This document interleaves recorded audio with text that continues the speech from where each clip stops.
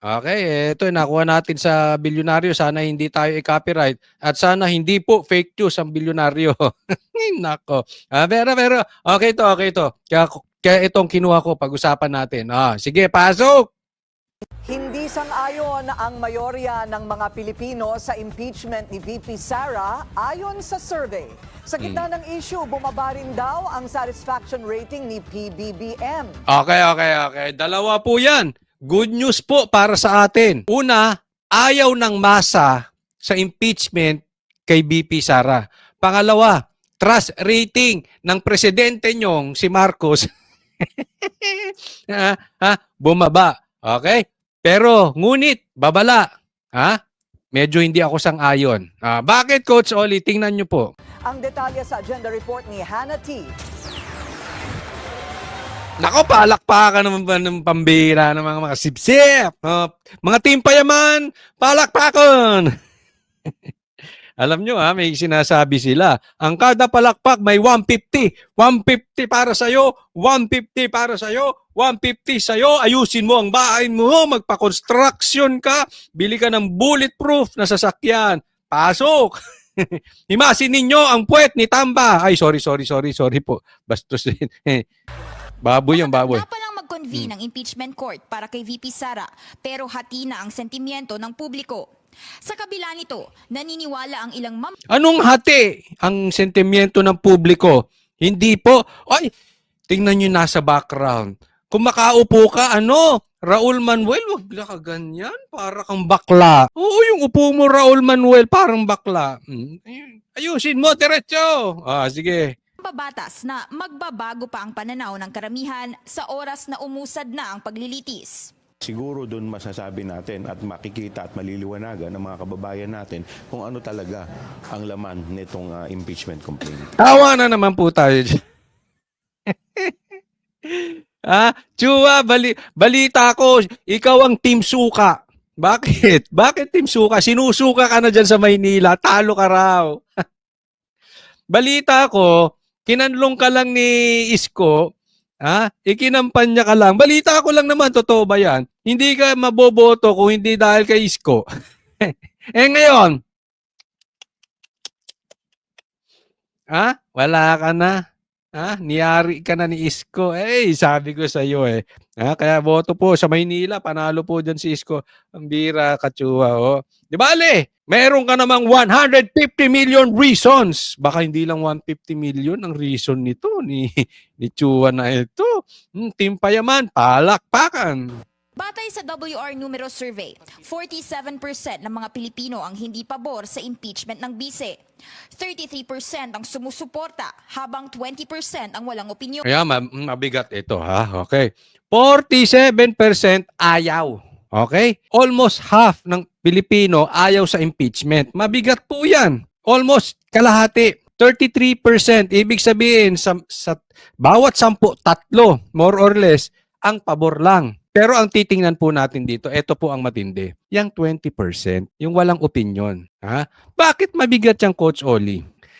Kasi yan po ang hinahabol ng mga senators, ng mga kandidato. Kasi yan 20% na yan, ibig sabihin, kung tama po itong survey na ito, ibig sabihin yung 20% na walang opinion, as of now, yan pa yung liligawan. Yung 47, yung 33 na yan, yung pabor at hindi pabor, more or less, medyo hardcore na yan, na maka-BP Sara, or more or less, yan mga hardcore na anti-Sara.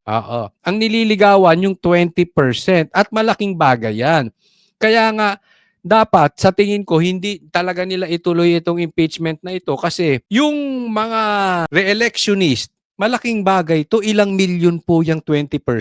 Meron silang sinasabi, hindi ko alam kung totoo ito ang mga botante raw ng INC ay nasa 3%. Ganon din daw po ang botante ng KOJC. Yan ang sabi, nasa 3% more or less. 3 to, maglalaro yan, 2, 3, 4, 5. Yun lang yun. Samantalang ito, nasa 20%.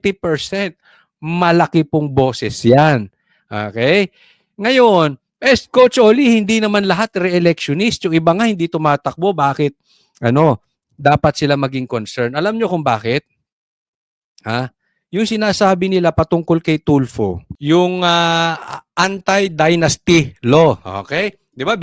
Pinagbibintang nila yan kay Tulfo. Sa katunayan, pag tumingin kayo ng kandidato, karamihan po sa kandidato, may mga kamag-anak na tumatakbo. Hindi lang sila. Kaya may epekto po ito. Halimbawa, kunwari lang, isang senador, hindi naman siya re-electionist dahil may term pa siya. So hindi siya tumatakbo bilang senador. Pero tatandaan natin, almost all may kasalanan sa anti-dynasty law. O bakit? Karamihan dyan may mga kamag-anak ng takbo kung saan-saan eh. Wag na tayo magpasikot-sikot pa. Hindi lang naman ang Tulfo, hindi lang naman ang Duterte, pati naman ang Marcos, pati naman ang Aquino, lahat naman sila dyan.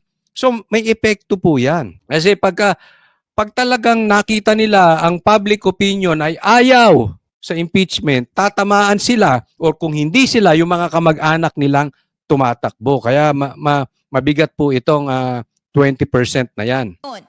Malakas pa rin ang suporta kay Duterte sa Mindanao, kung saan 66% ang kontra sa impeachment. Pero sa Metro Manila, 48% ang pabor sa galaw ng Kamara. Hindi rin. Kaya ako medyo hindi ako tiwala. Okay? Hindi ko alam kung anong panig nitong survey na ito, anong panig nitong bilyonaryo na ito. Ayoko na magsalita. Okay, but still, okay? Ako ay hindi ako naniniwala na 48% ang pabor sa impeachment sa Maynila. Baka may manipulation tong konti. Pero kung sakali man, magbabago pa yan. Ang importante, solid na po. Yung Mindanao, malakas na po yan. Yung 66% kontra sa impeachment. I think para sa akin personally is these surveys would only speak about how important the impeachment process is to the people. Pero habang hati ang opinyon ng publiko, walang kasiguraduhan kung anong magiging hatol ng Senado. 43% ng mga Pilipino ang walang tiyak na opinyon sa impeachment trial. 34% naman ang naniniwalang dapat siyang mapawalang sala. 43% sabi, wala silang issue sa impeachment. 33, hindi siya dapat mapawalang sala. Dapat si BP Sara patungkol sa impeachment. 23% ang gustong mapatalsik siya sa 23% ang gusto mapatalsik siya. So sa makatwid, kahit sa among tingnang anggulo, ayaw ng masa, hindi pabor ang masa patungkol sa impeachment ni BP Sara. Alam nyo kung bakit? Alam naman nila na this is political lang. Sila lang ang nakikinabang dito sa impeachment na yan. Huwag na nating biruin ang sarili natin. Ang makikinabang nito si Tamba, number 1. Tapos si Marcos, yung mga kaalyado niya. Yung mga iba namang mga kaalyado, nakinabang na yun eh. Matuloy man ang impeachment or hindi matuloy ang impeachment, meron na silang 150. Dumadakdak na lang yan pero nakasubi na yun. Okay? So, para sa atin, sa'yo, sa akin, na mga ordinaryong Pilipino, walang koneksyon eh. Ang ganda nga ng sinabi ni Busita dyan, naalala nyo na interview ko si Busita. Gustong-gusto ko yung sagot niya. Alam nyo kung bakit? Ang sabi niya, kung sakaling ma-impeach si BP Sara, meron bang nasolusyonan? Wala, di ba? Yung mahihirap pa rin. Yung mahal na bilihin, mahal pa rin ang bilihin. Yung kalatang droga, mas lalong kakalat ang droga, wala na si BP Sara. Yung mga NPA komunista, mas kakalat yan. Bakit? Malakas na loob niyan dahil alam nila ang kumakanalang sa kanila ang Duterte. Kaya meron dito. Tatandaan nyo po, 6 years po nawalan ng trabaho itong mga drug lords. Okay? Ano lang natin, forward natin. pesto. Ang kailangan lang Ito, lagyan natin. 6 years silang nawalan ng trabaho yung mga drug lords dahil sa Duterte. At alam nyo ba, ang sabi ng Intelco, ang pera ng mga drug lords ay mas marami pa sa pera ng Pilipinas. Gaan yan po, kaya yaman yung mga yan. Kaya, hindi nila pababalikin ang Duterte. I-finance nila, gagamitin nila ang pera nila para kontrahin ang Duterte. So hindi ako magugulat kung ang pagkatanggal kay BP Sara ay finance ng mga drug lords, gambling lords. At posible, ang isa sa kanilang makinarya ang gumagalaw ngayon sa tao, komunista, NPA. Kikita nyo naman siguro ang galawan sa kamera, di ba? Nakikita nyo yan. Bakit? Hindi rin sila nakaporma. Itong mga party list, nakasabwat ng NPA, nabawasan yan nung panahon ni PRRD. Pag nakabalik ang Duterte, yari na naman sila. So, yan ang mga bumabanat dyan. Pangatlo, Amerika. Dahil ang Amerika ay hindi kayang pasunurin ang Duterte. Hindi sila tuta ng kano. So, ang dami pong sumusuporta panglabas. Mga drug lords, gambling lords, Amerika, komunista, dyan sa impeachment. Pero sa ating mga ordinaryong Pilipino, wala tayong pakinabang dyan. Sila lang ang may pakinabang dyan. Naintindihan po natin. Mahirap po yun. So, kumbaga sa survey, ako partly naniniwala ako na ayaw ng Pilipino sa impeachment, karamihan. Pero meron akong hindi kapanipaniwala. Tingnan po ninyo. Naman natin, gawin natin kung ano yung talagang naatas sa atin na responsibilidad ng naayon sa saligang batas. At habang inaantabayanan ng impeachment, mas lumalaki raw ang sentimiento ng publiko laban sa Administrasyong Marcos, batay sa survey. Mula 45% kasi, nasa 30.1% na lang daw ang kontento sa pamamahala. Ayan, eto. Mula 45% ang kontento, bumaba ng 30%. Ang laki po niya na. Sobrang laki ng binaba. Tapos 43% bilang ng mga hindi nasisiyahan sa gobyerno ni Marcos. Eto, ayaw ko maniwala. Pambihira. Meron pang 43% na naloloko ang ano ng Marcos. Sa bagay, no? Pag magaling ka sa budol, talagang makokontrol mo utak ng tao. But ang laki ng binaba, oh. O bilang ng mga kontento sa pamamahala ni Marcos, laki, bagsak, oh. Ni PBBM. 43% naman ang hindi nasisiyahan sa kanya. Pinakamataas ang disapproval ratings sa Visayas at Mindanao. Pero bumaba rin ang ratings ni VP Sara. Bumaba din ang ratings ni VP Sara, 47 to 41. At least konti lang, hindi kasing laki ni Marcos. Ang problema yung 29 na hindi nasisiyahan. No? Pero malaki po ang panalo sa survey ni VP Sara sa Visayas at Mindanao. Alam nyo, good news po ito. Bakit? Kasi basta bumoto ang Mindanao at Visayas ng straight PDP, utuin na ni Marcos yung Norte, hindi mananalo yung mga kandidato nila. Ito it shows. Maraming salamat sa inyo dyan sa Visayas na nanunood dito kay Coach Oli. Maraming salamat sa inyo dyan na mga taga Mindanao. Na nanunood dito kay Coach Oli dahil ang pagsuporta nyo kay VP Sara at sa mga Duterte ay talaga matindi. Ang sigurong ganun na lang, no? Yan naman ay pinag-uusapan talaga. Solid na po ang Visayas at Mindanao sa PDP. Luzon na lang ang pagtatalunan. So, at least makalahati ang PDP sa Luzon, panalo na po ang mga bata ni PRRD. Kita rin dito sa survey na ito. Mula 47%, nasa 41% na lang ang kontento Kayo na lang mag-research kung ano itong bilyonarya. Pero kita mo pumapabor to kay BP Sara. sa kanyang pamamahala. 29% ang hindi nasisiyahan, habang 30% ang undecided. Ayon sa isang political analyst, masyado raw malaki ang porsyento ng undecided o neutral sa naging survey. Hamon na raw ito sa administrasyong targetin sila sa kampanya sa mga susunod na buwan. Battleground na raw ang malaking hanay ng mga Pilipinong hindi pa kumbinsido sa performance ni na PBBM at VP Sara. Kaya malaking bahagi ng labanan ngayon will be the narrative, will be perceptions, will be ano ba yung messaging, no? Kaya tingin ko malaking bahagi in the next few months will be an air war para dito sa mga undecided, no? Yan ay clearly disenchanted sa mga policies ng gobyerno, especially in relation sa inflation, in relation sa employment, in relation sa wages, etc. Sa issue ng impeachment, Hindi ko na i-discuss yung wala akong tiwala sa mama na yun. Lahat ng sasabihin nun, sarcastic. Lalo na pag nai-interview siya ng isang Christian. Wag mo nang pansinin yun, mga yung dilawang tae, wala na yan. Umiepal na lang yung mga yan. Yung mga, ay nako. But anyway, kaya alam ng Marcos, tingnan nyo to alam ng Marcos na meron pang 20% na pinagtatalunan kung sino ang makakakuha niyan. Duterte ba or Marcos? Kaya nga nag-hire sila ng secretary. Babaguhin ang mga secretary ngayon. Secretary tsaka undersecretary. Anong ginagawa sa mga sekretary ngayon? Tagabanat sa mga Duterte. 'Di ba? Ganyan po ang secretary ngayon. At sila mismo, inamin mismo ni Jay Ruiz. Ito si Jay Ruiz ay kaklase pa namin nung high school. Okay? Ni Attorney Vic. Magkakaklase po kami niyan. But para sa akin, kung magpapakalat siya, kasi sabi nila, kokontrahin nila ang fake news. Ang problema sa kanila, para sa kanila, pagka hindi pabor kay Marcos, fake news. Pag pabor sa Duterte, hindi fake news. Pag against sa Marcos, fake news. Pag against sa Duterte, hindi fake news.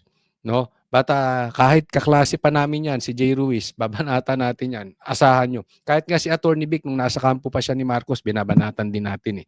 Wala po tayong kaklase dito. Sa atin lang, siguraduhin ninyo na pagsasabihin ninyong fake news ang pinapakalat ng Duterte, siguraduhin yung fake news.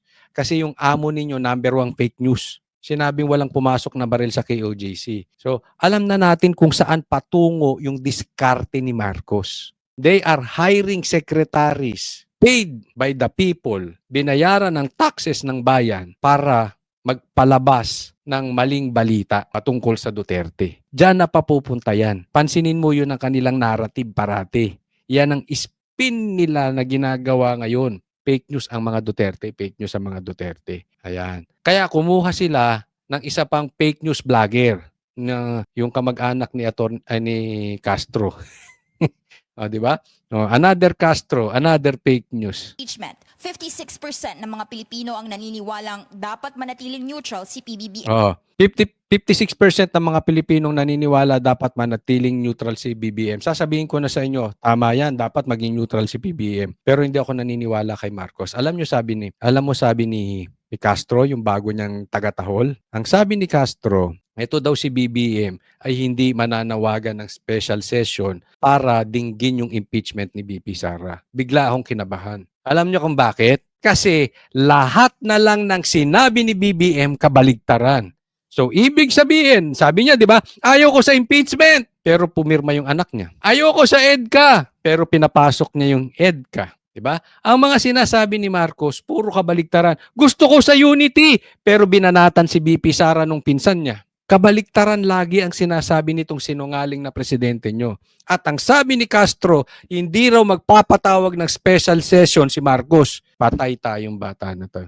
Ibig sabihin yan, si Marcos ay magpapatawag ng special session. Asahan nyo, itagaan nyo sa bato. Tingnan ninyo. Bilangan nyo lang ng araw. 24% ng mga Pilipino naniniwalang dapat hadlangan niya ito. Isipin mo 56 kailangan neutral siya. 24 kailangan hadlangan niya. At 20 lang ang dapat suportahan niya. Lahat po ito, 80% ibig sabihin pabor na dapat si Marcos ayaw sa impeachment or neutral, di ba?